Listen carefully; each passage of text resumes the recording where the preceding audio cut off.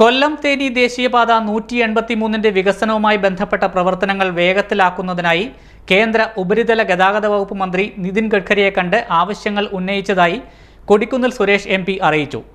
സ്ഥലമെടുക്കലിന്റെ പ്രാധാന്യം മന്ത്രിയുടെ ശ്രദ്ധയിൽപ്പെടുത്തി. പാത വികസന പ്രവർത്തനങ്ങൾക്ക് 3A നോട്ടിഫിക്കേഷൻ അടിയന്തരമായി പുറപ്പെടുവിക്കേണ്ടതുണ്ടെന്നും മന്ത്രിയോട് ആവശ്യപ്പെട്ടു. മന്ത്രാലയത്തിന്റെ ഭാഗത്തു നിന്ന് നോട്ടിഫിക്കേഷൻ ഉടൻ പുറപ്പെടുവിക്കാനുള്ള എല്ലാ ശ്രമങ്ങളും നടത്തുമെന്ന് മന്ത്രി ഉറപ്പു നൽകിയതായും MP അറിയിച്ചു.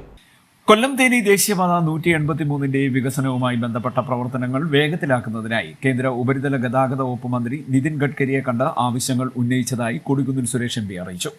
4-വരി പാതയായി പുനർനിർമ്മിക്കുന്ന കൊല്ലം തേനി ദേശീയപാതയിലെ കൊല്ലം മുതൽ ചെങ്ങന്നൂർ വരെയുള്ള ഭാഗത്തേക്ക് 5500 സെന്റ് സ്ഥലം ഏറ്റെടുക്കലിന്റെ പ്രാധാന്യത്തെക്കുറിച്ച് മന്ത്രിയുടെ ശ്രദ്ധയിൽപ്പെടുത്തിയതായും MP പറഞ്ഞു.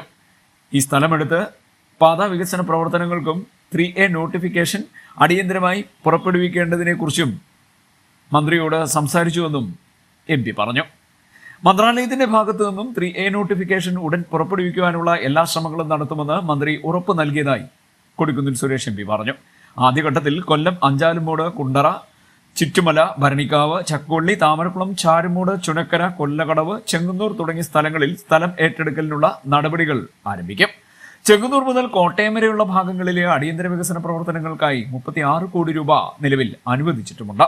ഈ തുക കൊണ്ട് പാതയുടെ അടിയന്തര അറ്റകുറ്റപ്പണികൾ, ജംഗ്ഷൻ നവീകരണം, ഓടകളുടെ നിർമ്മാണം തുടങ്ങിയ പ്രവർത്തനങ്ങൾ ഉടൻ ആരംഭിക്കുമെന്നും MP പറഞ്ഞു. മുംബൈ ആസ്ഥാനമായുള്ള സ്വകാര്യ ഏജൻസിയാണ് പാതയുടെ design consultant. CD News, Mavelikkara.